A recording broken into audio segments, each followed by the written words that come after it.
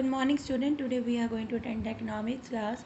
In the last video we have started chapter number 12 of part A. Name of the chapter is correlation. Recap of the last video, that is define of correlation, types of correlation, method of correlation, and under the method we have done only the one method, that is Karl Pearson method. Now topic covered in this video we are going to do that is Pearson's rank correlation and scatter diagram. Okay student, today now we are going to start Spearman's rank correlation method. Spearman rank और correlation के तीन method हैं. कौन कौन से? When rank are given, when rank are not given, when rank are equal or repeated. Now we are going to start our first method, that is when rank are given. When rank are given, अब जब rank given होते हैं, जैसे for example जज 1 दिया हुआ है और जज 2 दिया है. जज 1 के नीचे आपको रैंक दिए हुए हैं, जज 2 के आपके नीचे क्या दिए हुए हैं? रैंक दिए हुए हैं. आपने जज 1 को क्या ले लेना? R1 और जज 2 को क्या ले लेना है? आपने R2.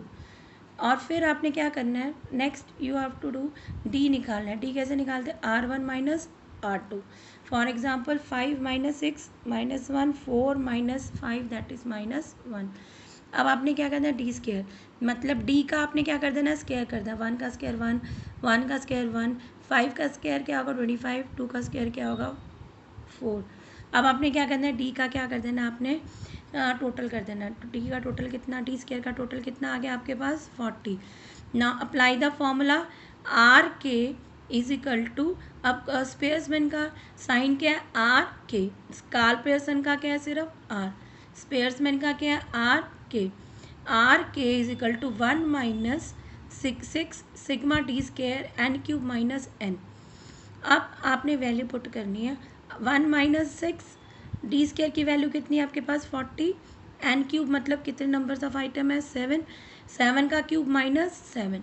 आपने वैल्यू सॉल्व करके आपका आंसर कितना आ जाएगा? 0.285. Student I am going to repeat this sum again.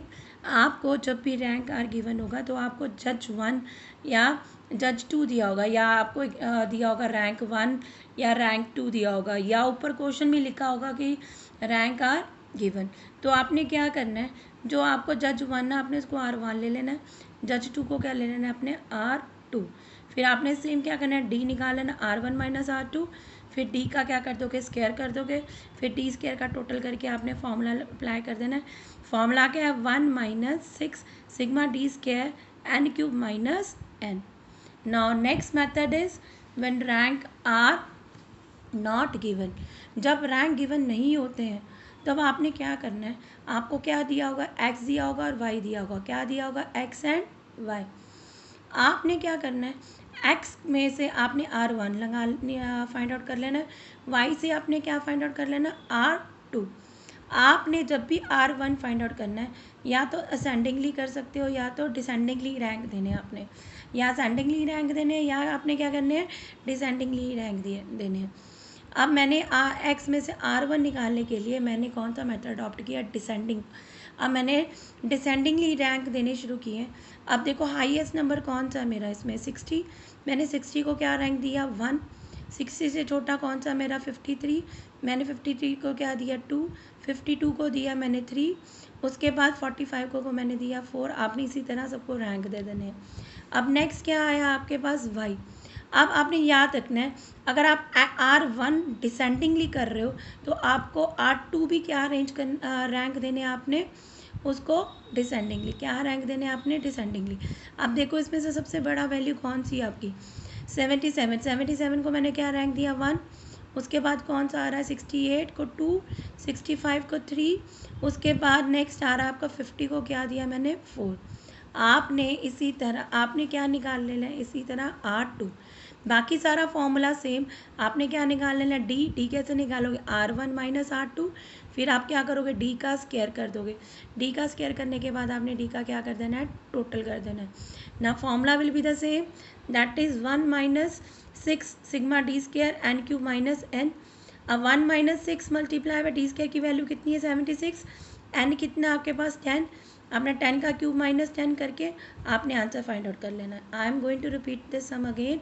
अब जब रैंक गिवन नहीं होता, आपको सिंपल एक्स एंड वाई दी होगी, आपने एक्स एंड वाई में से एक्स में से R1 निकाल लेना, वाई में से आपने क्या निकाल लेना, R2। आपने R1 में कैसे रैंक देने हैं, या तो असेंडिंगली या तो डिसेंडिंगली। आप ये याद रखना है, अगर आप R1 में डिसेंडिंगली कर रहे हैं तो R2 भी आप कैसे रैंक दोगे, डिसेंडिंगली। अब x में से डिसेंडिंगली कैसे रैंक दोगे, जो सबसे बड़ा उसको फर्स्ट, फिर उससे छोटा उसको सेकंड। आपने y में भी ऐसे ही करना है। फिर आपने क्या निकालना है, d R1 माइनस R2, फिर d का square, then formula 1 minus 6 sigma d square N cube minus N. Value put करोगे, आपका आंसर आ जाएगा। Now next method is when rank are equal or repeated. जब रैंक क्या होंगे, या तो इक्वल होंगे या तो रिपीटेड होंगे। Student look now for example, आपको x दी हुई और आपको क्या दिया हुआ, y दिया हुआ। आपको क्या दिया हुआ, x एंड y। अब आपको जब x दी होगी, आपने उसी तरह क्या कर लेना है, रैंक तो गिवन नहीं, अब आपको रैंक देने हैं। आपने x में से R1 निकाल लेना है, y से क्या निकाल लोगे आप, R2। अब मैं x में से R1 निकालना है। अब आपने क्या करना है, या तो उसको किस तरह से अरेंज करोगे, असेंडिंगली, या इसको क्या अरेंज करोगे, डिसेंडिंगली। या आप इसको असेंडिंगली अरेंज कर सकते हो, या आप इसको क्या से अरेंज कर सकते हो, डिसेंडिंगली। अब मैंने ये सब असेंडिंगली अरेंज किया है। जो सबसे छोटा मैंने उसको रैंक क्या दिया है, 12 को मैंने रैंक दिया 1। 12 के बाद सबसे छोटा क्या है मेरे पास, 16, तो मैंने 16 को क्या दिया है, रैंक 2। अब उसके बाद 16 के बाद आता है आपका 19। अब 19 आपको 2 बार रिपीट कर रहा है। आपने अभी तक कितने रैंक दिए, 1 एंड 2। अब 19 को आपने देना था 3। अब 19 अब आपको 2 बार रिपीट हो रहा है।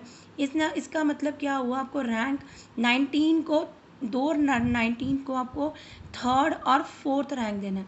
अब आपने क्या करना है, थर्ड प्लस 4/2। अगर स्टेटमेंट 2 बार रिपीट कर रही है तो आपने 2 लिखना है।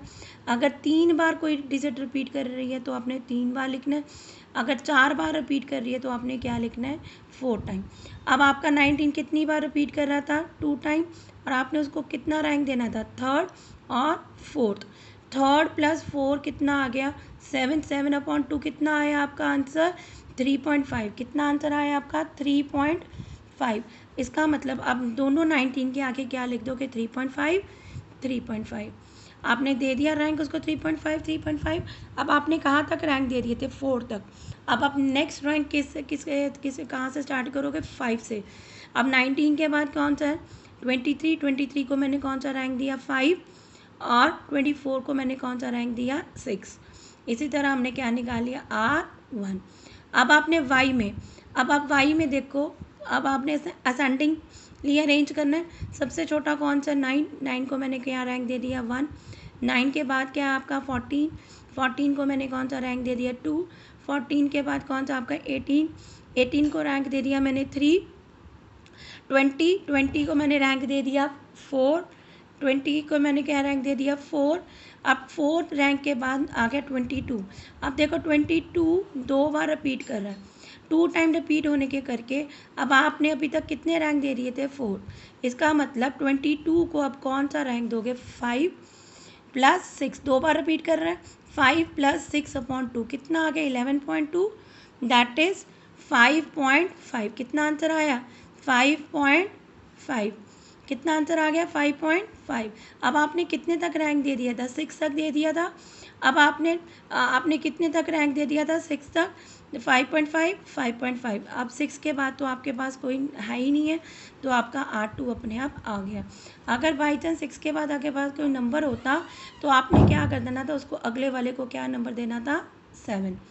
इसी तरह आपने R1 निकाल लिया, आपने R2 निकाल लिया।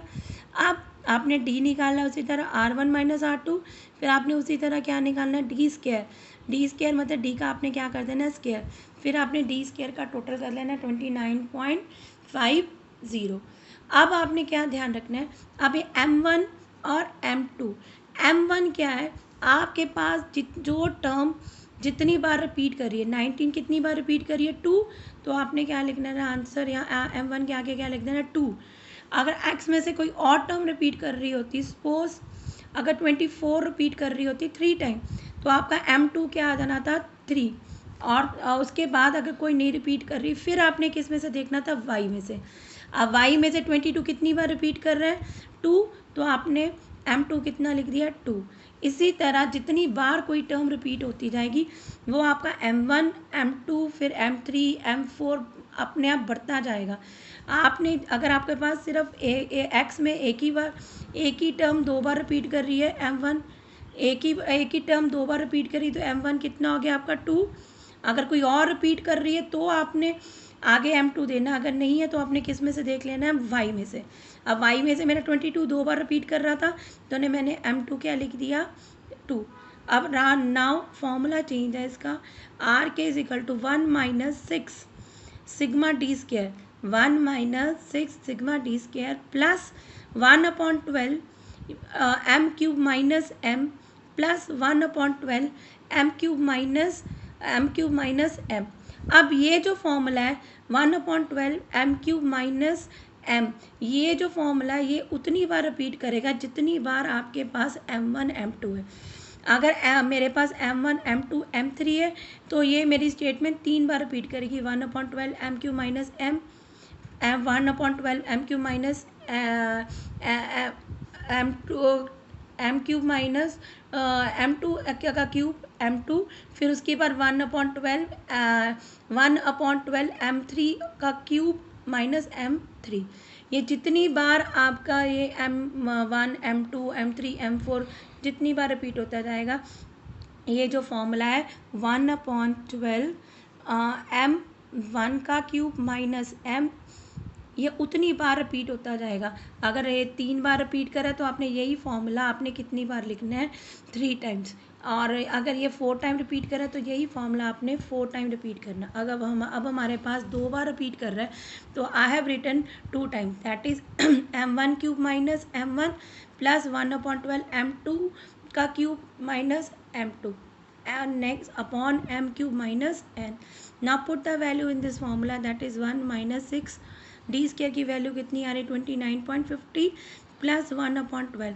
अब M1 की वैल्यू कितनी आपकी 2, तो मैंने 2 का क्यूब माइनस 2 कर दिया, और M2 की वैल्यू कितनी मेरे पास 2, 1/12 2 का क्यूब माइनस 2। अगर मेरे पास 3 होता है यहाँ पे तो मैंने क्या लिखना था 3 का क्यूब माइनस 3। अब मैंने इसको सॉल्व कर लिया तो मेरे पास क्या है 29.50 50 प्लस 0.5 प्लस 0.5 अपॉन 216 माइनस 6। वही एन क्या है तुम्हारे टर्म्स, कितनी टर्म्स आपने दी हुई है, उसके बाद आपने आंसर सॉल्व कर लेना है। आपने इस सम में 2 चीज़ों का ध्यान रखना है। पहला, फर्स्ट जो आपने रैंक देना है या तो असेंडिंगली डिसेंडिंगली, अगर आपने एक्स में असेंडिंगली दिया तो अपने वाई में भी असेंडिंगली दिया। उसके बाद जो टर्म रिपीट कर रही है, जितनी बार रिपीट कर रही है आपने उतनी बार उसको डिनोमिनेटर में उसको लिखना है। जैसे अपने क्वेश्चन में 19 2 बार रिपीट कर रहा था तो मैंने नीचे क्या लिखा 2। अगर मेरा यही 19 3 बार रिपीट कर रहा होता तो मैं क्या लिखती 3। अगर 4 टाइम रिपीट कर रहा तो मैं क्या नीचे लिखती 4। अब आपने 19 के बाद, अब ये चीज़ इसके बाद आपने क्या देखना है। अब जैसे मैंने 1 और 2 रैंक तो दे दिया था, 19 का 3rd रैंक था तो मैंने दोनों 19 को मैंने क्या रैंक दिया 3 + 4, 3 + 4 को मैंने प्लस 7.3.5 आ गया। अब दोनों 19 के आगे अपने 3.5 तक रैंक दोनों को 3.5 दे देना है। नेक्स्ट आपने जो स्टेप देखना है 4 तक रैंक दे चुके हो आप, अब अगला स्टेप क्या है, आपने 5 से रैंक स्टार्ट करना है। 4 तक तो दे दिया आपने, नेक्स्ट रैंक आपने कहाँ से स्टार्ट करना है 5, उसके बाद 6, जहाँ तक आपने वहाँ प्लस करके रैंक दे दिए उसके बाद आपने अगले रैंक से अगला स्टार्ट करना है। उसके बाद आगे आपके पास M1 की वैल्यू M2, M1 का मतलब है कि 19 कितनी बार रिपीट करा, 19 2 बार रिपीट करा तो आपका M2 2 आएगा। अगर 19 3 बार रिपीट करा तो आपका M1 कितना आएगा 3 टाइम। अगर x में कोई और टर्म नहीं रिपीट कर रहा तब आपने y में देखना है। अगर x में कोई और टर्म भी रिपीट कर रही है, सपोज 24 भी 2 बार रिपीट कर रही होती तो हमने M2 को लिख लेना था 2, फिर हमने y में जाना था तो ये क्या बन जाता अपना M3। अब M3 में 22 2 बार रिपीट कर रही है तो M2 कितना आ गया आपका 2। अभी M1 M2 ये डिपेंड करेगा कि कितनी बार कौन सी टर्म रिपीट हुई है। आपने पहले x में से देख के फिर y में जाना है। पूरा प्रॉपर देख लेना एक्स में कोई और तो नहीं रिपीट कर रहा, अगर नहीं रिपीट कर रहा तभी आपने वाई में जाना है। नेक्स्ट आपने फॉर्मूला लगाना है। फॉर्मूले में क्या करना है आपने, R K is equal to 1 - 6 sigma D square plus 1/12 M cube minus M, ये कॉमन फॉर्मूला है। उस ये जितनी बार आपका m1 m2 होगा उतनी बार ये फॉर्मूला रिपीट करेगा। अब मेरे पास 2 बार था तो मैंने 2 बार रिपीट किया। कैसे, 1/12 m1 का cube minus m1 plus 1/12 m2 का क्यूब माइनस m2। अगर 3 बार होता तो मैं यहाँ पे क्या करती थी, प्लस कर देती 1/12 m3 का cube minus m3/n3 n3 minus n क्या है आपका, नंबर ऑफ द आइटम। बस इसमें वैल्यू पुट करके आपका आंसर आ जाएगा। बस ये याद रखना है m1 और m2, जितनी बार m1 m2 होगा उतनी बार आपका ये फॉर्मूला आगे बढ़ता जाएगा। अगर 2 बार है तो मेरा 2 बार रिपीट हुआ, अगर 3 बार है तो 3 बार, वही आपका m1 m1 आ जाएगा, m2 m2 आ जाएगा, ऊपर आपने उसका क्यूब कर देना है और आपने उसके बाद वैल्यू पुट करके आपका आंसर आ जाएगा। Now our last method is scatter diagram. Scatter diagram जो होते हैं वो डायग्रामली हम लोग इसको रिप्रेजेंट करते हैं, इसे हम लोग इंटरप्रिटेट करते हैं with different with the following veg. First क्या है तुम्हारा, परफेक्टली पॉजिटिव कोरिलेशन। जब तुम्हारा आंसर क्या आता है, perfectly positive correlation if all the point of scatter diagram fall on the straight line. जितने भी तुम्हारे पॉइंट्स हैं स्कैटर डायग्राम के वो जब एक ही लाइन में आते हैं तो वो तुम्हारा क्या बन जाएगा, परफेक्ट पॉजिटिव कोरिलेशन। नेक्स्ट है आपका perfectly negative correlation if all the point of scatter diagram fall on the straight line with a negative slope. अब नेगेटिव स्लोप कौन सी होती है, जब हम नीचे को फॉल कर रहे हैं। पॉजिटिव साइड जो होती है वो हमेशा अपवर्ड होती है और नेगेटिव जो साइड होती है वो हमेशा क्या होती है, डाउनवर्ड। अब जब जो भी जो डायग्राम स्कैटर डायग्राम के जो भी हैं जो जब हम नेगेटिव साइड पे होते हैं और वो डाउनवर्ड स्लोपिंग होती है तो वो क्या होता है, परफेक्टली नेगेटिव को रिलेशन। परफेक्टली पॉजिटिव को रिलेशन में क्या होगा, स्ट्रेट लाइन होगी वो अपवर्ड मूविंग होगी और स्ट्रेट लाइन के साथ साथ स्ट्रेट लाइन पे ही फॉल कर रहे हैं। और नेगेटिव को रिलेशन में डाउनवर्ड स्लोपिंग होगी और स्लोप के ऊपर ही फॉल करेंगे, वो क्या होंगे, परफेक्टली नेगेटिव को relation. Third is positive correlation. When all the point of the scatter diagram clustered around a straight line going upward from left to right, the correlation is positive. Clustered means एक ही line के upward moving, जब straight line के upward moving है और जो भी scatter diagram के points है क्लस्टर मतलब इकट्ठे होकर स्ट्रेट लाइन के पास ही हैं तो वो क्या होंगे, high degree of positive correlation. Low में क्या होगा, स्कैटर्ड होंगे या अपवर्ड ही होगी पर वो जो पॉइंट्स हैं वो क्या है, स्कैटर्ड है, ऑन द स्ट्रेट लाइन नहीं है, स्ट्रेट लाइन से क्या है, दूर है। नेक्स्ट है नेगेटिव कोरिलेशन में, और इस नेगेटिव कोरिलेशन में सेम वही है, क्लस्टर्ड फॉर्म में होंगे बट वो डाउनवर्ड स्लोपिंग होंगे, तब क्या होगा, high degree of negative correlation. Low degree में डाउनवर्ड स्लोपिंग ही है बट वो क्या है, ऑन द लाइन नहीं है, वो थोड़े से स्कैटर्ड है, ऑन द लाइन नहीं है, क्या है, स्कैटर्ड है। और क्या, और ये कर्व क्या है तुम्हारी, डाउनवर्ड है। आपने ये याद रखना है, पॉजिटिव में अपवर्ड होगा, नेगेटिव में क्या होगा, downward. No correlation, no correlation में यह देन जब आपका आंसर ज़ीरो आ रहा होगा तो नो कोरिलेशन है। तो आपका जो डायग्राम जो आपने पॉइंट्स आपने क्या बनाने, इस तरह से बनाने, और दूसरे में नो कोरिलेशन में क्या होगा तुम्हारा, दोनों तरह से आपका ये आंसर आ सकता है।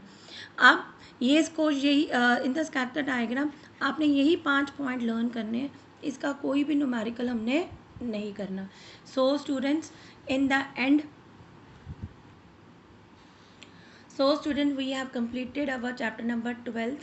So in the end we have done which method, Spearman rank correlation. In the Spearman you have done 3 methods, when rank are given, when rank are not given, when rank are equal or repeated. In the scatter diagram only there is a define plus this positive correlation or negative, 5 type of scatter diagrams. Only this part is in you have to do. So we have completed chapter number 12. Now in the next video we are going to start our new chapter, that is chapter number 13.